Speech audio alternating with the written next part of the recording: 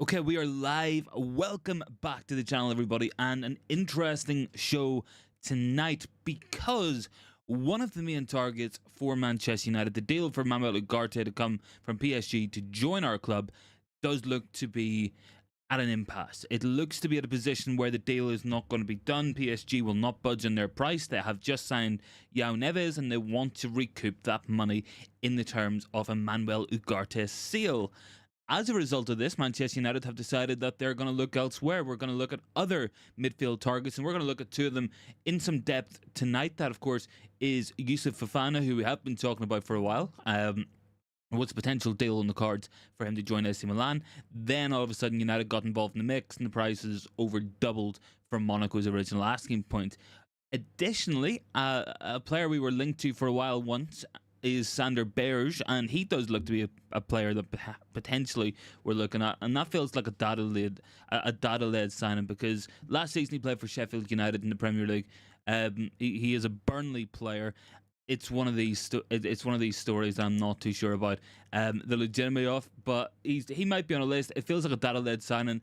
There's some perks to having him in terms of physicality, height, the high amount of duels, etc. he wins, but I guess it all comes down to whether or not you want an out number 6. He's going to sit and contribute and not really contribute a lot to our overall game, or whether you want more of a dynamic option who will bring that kind of steely resolve to the defence in terms of our midfield, but also be able to contribute going forward, and maybe that's something that we do need more. And I think Fofana probably is a better option. I get looking at Berge for the price. You know, we're talking about 10 to 15 million. It's not a bad price for a different option. Someone tall, strong, who will win the headers, will win the tackles. Pretty dependable in possession. Nothing fantastic. It just comes down to what you guys are thinking about. I've got a couple of people in the chat I want to give a quick shout out to. I've got Bart down there. Good to see you, man. He's talking about Reece Bennett being the only fit centre back. Yeah, we're going to have to look at something into that. Johnny Evans too, probably. Lucky's saying Wan-Bissaka, McTominay are looking to accept deals. Yeah, I'm not surprised about that, Lucky. You know, I think Wan-Bissaka is pretty much gone at this point. I think that McTominay could be the next sale, and you know that probably allows us to start doing some more business that we really want to get done. I've got Buddy on YouTube. Good to see him. I've got Rich down there as well. Good to see him, man. Plenty to talk about as always.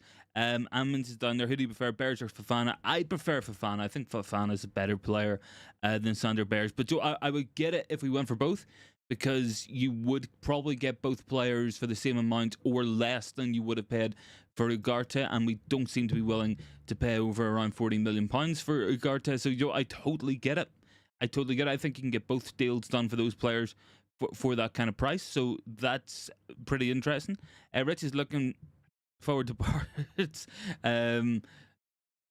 Sarcasm. I've got Buddy down there as well. Had said, oh, it's just talking down there anyway. One of my underrated skills is to try unheralded foreign snacks like stroopwafels. Stroopwafels are good, man. Stroopwafels are good. I can also point and tell you where Lubeck is on a map. I know that impressed you one time as well. Anyway, look, guys, we've got some other stories we want to get talking about. You know, we're looking at potential right backs. Obviously, Mazraoui looks to be the one that's most advanced, but there does seem to have been a story that's come out pretty recently about Denzel Dumfries, so we're going to go over that there as well. Dumfries does not intend to engage in contract negotiations with Inter over a new contract until the window is closed. As things stand, he remains focused on a move elsewhere. The possibility of joining Manchester United does have appeal to Dumfries. United, as you know, we've had a long-standing interest in Denzel Dumfries, you know, in those right-back options, but everything kind of depends on one fact, and that is getting Aaron Wan-Bissaka out of the club. That tends to be the breaking point for any potential right-back kind of signing. So it's all about what we're going to do from there. You know, we got to wait for that one to come in. Dumfries is putting himself in a position where maybe he can try to force a move, but we'll see how that one goes. I guess the other story I really want to get talking about as well, guys, and this is one that I'm reading into, is Matthijs de Ligt. Now, we haven't really had a formal progression as such, but I put in the title that the deal is going to heat up, and the reason I think it's going to heat up is because Bayern Munich, according to Kicker and according to Bild in Germany, these are German reports, they have agreed a deal to sign Jonathan Tah, but they don't have the funds at the moment to get that deal over the line. So Bayern Munich going to bring a centre back in. They got a centre back looking to go, and a club offering money to take said centre back who wants to leave. I think we can solve each other's problems with this. United get the deal done at the price they want for De Ligt, and that will more than pay for Jonathan Tah to join them from Bayer Leverkusen, and that's both problems solved. And I think that is going to be the reality of that situation. I can't see it dragging on too much longer. So I would say Matthias De Ligt's going to come in at some point. And whenever we see Lenny Yoro putting up that he's had surgery today, that kind of emphasizes the point that this is a deal that we might want to get done pretty quickly. We don't want to be starting the season off with Johnny Evans and Maguire as centre backs, because we've not really had Martinez in any kind of pre-season. We're already likely going to start the season off with Sancho or someone up front, because Xerxes has not yet played a match for us. So these kind of issues are kind of bothering us. They're kind of getting in the way of things, but it is what it is. Irfan's down there looking to see Zubamendi. Yeah, I would love Zubamendi. He would be my number one option. I just don't think it's realistic, because the way we have to go about signing Spanish players is a little bit odd. You have to go and pay out their contract in full, basically, to the La Liga. So whether or not you can do that there in installments, I'm not quite sure on the legalities of that there, but it certainly is a more difficult deal, but I think it would be worth it. I think he's a really, really good player. But look, this Ugarte deal does look to be really stalling at the moment. We got Plettigol pretty recently saying Ugarte is still keen on joining United due to the interest in their project, but there's a massive gap in the transfer agreement between PSG and Man United. The clubs will still be in contact. United are continuing to explore other options for central midfield, and those talks are beginning to heat up as well. So United's covering ourselves. I think we're taking a look of it. Guys, this is the 6th of August now. We have 2 players signed. It's been frustrating waiting for the Euros to end. It's been frustrating waiting for Copa America and within the last 2 to 3 weeks to get these deals done. But what we need to do now is really, really escalate these deals. We've got 10 days until the Premier League season starts. I don't mind if nobody's available or if no new signings come in for the Community Shield. I really don't care too much about that. That's a non-issue. It's a glorified friendly match. Yeah, okay, you get a trophy for it, and yeah, it would be nice to beat City, but I'm not too bothered about it. I'm really more concerned about Fulham on the 16th of August, and that has to be the concern. That has to be what we're aiming to get these deals done. So we've got a big 10 days coming up. Really important that we get everything done and we get our players in and registered by that point. We don't want to be doing what we've done in previous seasons, where we bring players in towards the end of the deadline. We have to wait until after the September internationals for them to even start training with the team, and it just sets everything back. We want to get these deals done nice and quickly. It does look like it's lining up. It does look like Wan-Bissaka is going to go fairly soon to West Ham. That deal seems to be getting better. West Ham have moved from their 10 million and are coming up towards the 18 million United had asked for Wan-Bissaka, so that's positive news. Not too much on Lindelof going, but the McTominay deal, we've had 2 or 3 bids from Fulham. We have the interest from Tottenham Hotspur. That could be another potential sale there. So it does look like things are going in the right direction. It's slower than what we would want. It's slower than where we want to be at this stage. I think we would have wanted most of our business done by this point, and we've had 2 issues. We've had international commitments for most of June and July. We've also had really bad cash flow impacts as well, not physically having the cash in the club, which is so frustrating because we can spend something like £250 million if we had it, but we don't. And I think that's a big thing. On paper we can spend it, but we don't have the actual physical cash. That's the troubling stuff here. I've got comments. Bodie's down there. Taz very close to joining Bayern, which would squeeze the price for De Ligt. Yeah, look, they got to get that deal done, and they're going to want to get that deal done as quickly as possible. The fact that they're currently having to sell him would give me confidence in the fact that this is a deal that's going to get done. So I would actually say, in terms of the 3 positions we're looking at, seemingly it's centre back, right back, and a midfielder, I would say centre back gets done first. I think De Ligt probably is the first domino to fall. I think after that, you probably wait till Wan-Bissaka goes, you bring in Mazraoui, or you go for this Dumfries deal that does seem to have popped up within the last couple of hours. You go for that, and you get that done pretty quickly. It does feel like, regardless of what we do, the central midfield signing will be probably the last signing of the summer. But if we can get 5 players in, I would be pretty content with that. I think that's a good summer, given the circumstances, given it's Ineo's first summer in charge, given that we only got Ashworth in, Barada in, the guys running the show in July. I would take that as a pretty encouraging start, and hopefully we can change things up from what we've seen under the Glazers. Maybe take the January window seriously as well. You could aim to bring 1 important player in January, to further bolster the project, and then of course you start looking at next summer as well. But that for me is what we've got to get doing as well. Jay would like to see a move for Florentino Luis. He's better than Ugarte and Zubimendi, and we can get him for 30 mil. Is that the guy who plays for Betis? I've watched a few clips. He looks pretty impressive. I'll need to check out his name because he does look like a good player. Robert's down there. We're going to waste time on Fofana again. I mean, I think Fofana would come to us if we went in for him. He's got a year left on his deal at Monaco. I think he would probably jump at the chance to join United. It just depends on what we're going to do, or how seriously we're going to push that deal, because it could be Sander Berge. That could be the player that we turn to, and we hope that we can get away with what we have, and maybe hope that Collier, for instance, can progress across the season. But I think it's important that we just have to be careful with it as well. No, sorry, the player I was thinking of from Betis is Cardoso, so I don't think anybody has mentioned him too much as well. Bartek, Guido Rodriguez plays for Betis. Yeah, I think it's Cardoso we're talking. Irfan says Fofana is not a good player.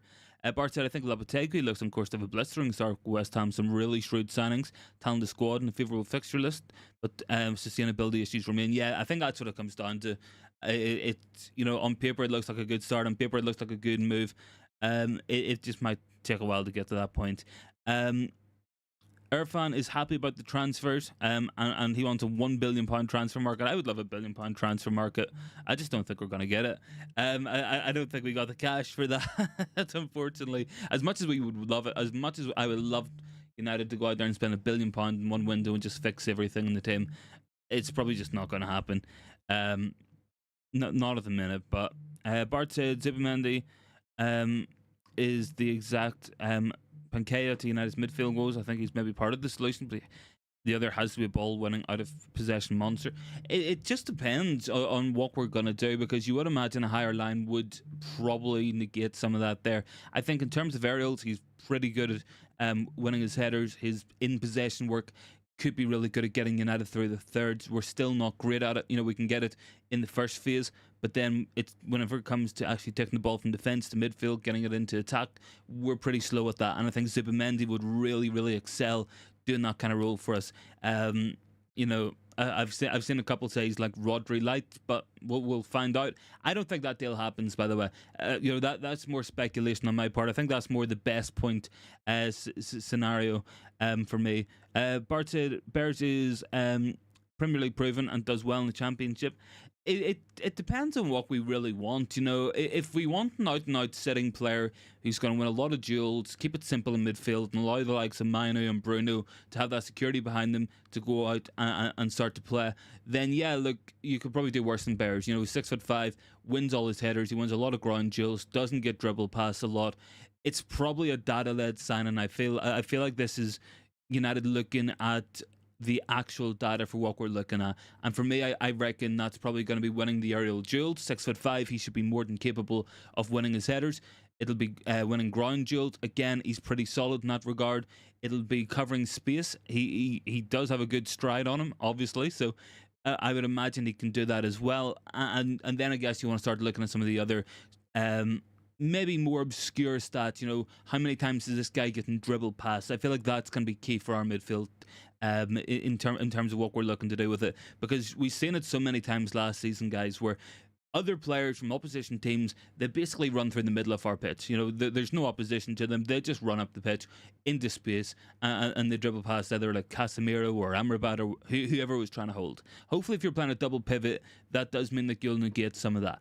But it also means that you don't necessarily need that lone single six as well. You could go out with something. Amin said United have been told Bears' price is 30 million. No way a Championship team's going to be getting 30 million for Sander Berge. I refuse to believe it. But yeah, I don't know. I think Johnny Cardoso could be an interesting one, but there's different players out there. Robert says United should get the first squad before the game. Unfortunately, we won't. Obviously, Hoyland's going to be out. We're going to have Euro out. Probably have some more players. Anyway, look, James Tucker in the last few minutes, really, really good, reliable reporter. I'll maybe put this in the chat. You guys can go watch out on this. United are considering these midfield options after distancing themselves from Manuel Ugarte. So the players are Sander Berge, Richard Rios, Martin Zubimendi, and Sofian Amrabat. It's not an overly exciting list of players. For me, Zubimendi's the one I would go for out of that, but I'll put that into the chat. You guys can go watch him. Do whatever you want. Bodie says Bears is just pretty slow. It just depends on how he reads the game. Like, I'm not going to sit here and say I've watched extensive highlights of Sheffield United in the Premier League last season, or that I was watching Burnley before that. But you know what I mean. Like, it's one of these. Anyway, look, Ducker also says United had hoped to sell Casemiro this summer to help fund the move for a new midfielder, but as things stand, there is yet to be any takers for the Brazilian. That's what happens when you give players of Casemiro's age the kind of wages that he's on. You know, you seriously limit who's going to go after these players. And once the Saudis had no real interest in signing Casemiro this summer, you know, that kind of killed off any hope for a move there. But elite ballers down there, hit the likes up, people. Yeah, guys, drop a like if you can. I think we're on like 17. It's a pretty quiet stream tonight anyway. Matata, United are moving away from the dealings of the first choice to under 10 million of the best thing. I don't know, man. I don't know. Have I froze? Oh, what's happened there?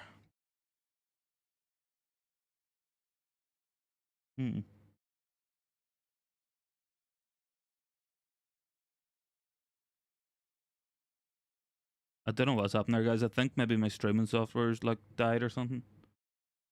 Hold on 1 second. 1 second.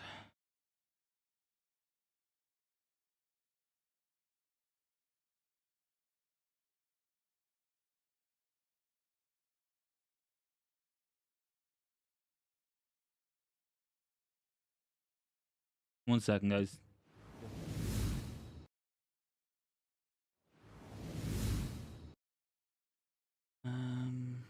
Where were we?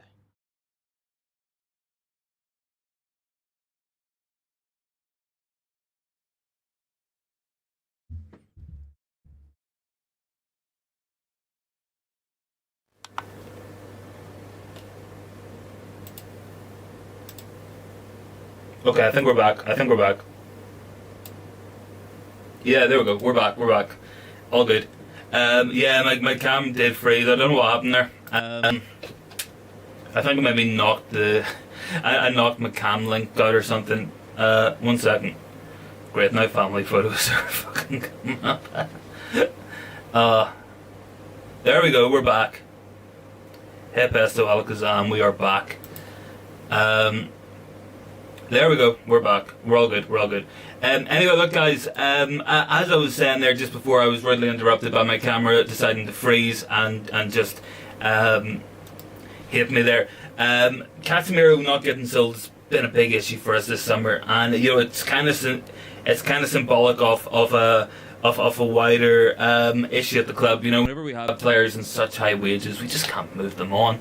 There's a reason Eriksen's still here. There's a reason Casemiro's still here. There's a reason why Sancho's still here, among many others. You know, we just can't move some of these players on for the kind of prices that we've been looking for them, and you know that ultimately has been costing us in the market, and that's such a frustration. Do I plan to do a watch along for the Fulham game? It depends on the date because I go on holidays on the 17th, so I'll need to double check that. But I'll do a watch along for the Community Shield at the weekend. It should be on like or something. So that should be handy enough. But yeah, look guys, whenever PSG are looking £51 million for Ugarte, I just don't think it's worth it. Like, I've always had my concerns, I've always had my plans to look into him, and the more I watch, the more I'm like, I don't think this guy is worth that amount. United feel like the price tag, £51 million, and the same as what PSG paid for a year ago, should be more realistic given his starts last season. PSG said the valuation is justified due to the interest in him, but I mean, it's only United going for him. I think it's a lie. I think it's a lie, to be honest. Bourne said City are selling a bench player for 80 million. United are selling. Sorry, Arsenal are selling Smith Rowe for 30, even though we're United, so-called best in class, are struggling to offload McTominay. I think it's not really that there. I think if we didn't have the right people in charge, we would have taken the first offer for him. So I think that you know what we've got to do is try to get more. Now we're saying there's an echo. What is the noise in the background? I don't know what's happening. I don't know. I feel like we're pretty bugged out. Look, guys. Do you know what? I think what we'll do is, because my laptop is not playing games with me, I think it's overheating. I think what we'll do is we might just leave the stream here, just make it a shorter one. For tonight, and then I'll come back on tomorrow and do a longer one. Maybe just need to go check out this laptop, see what the problem is with it. Yeah, I'll just do that.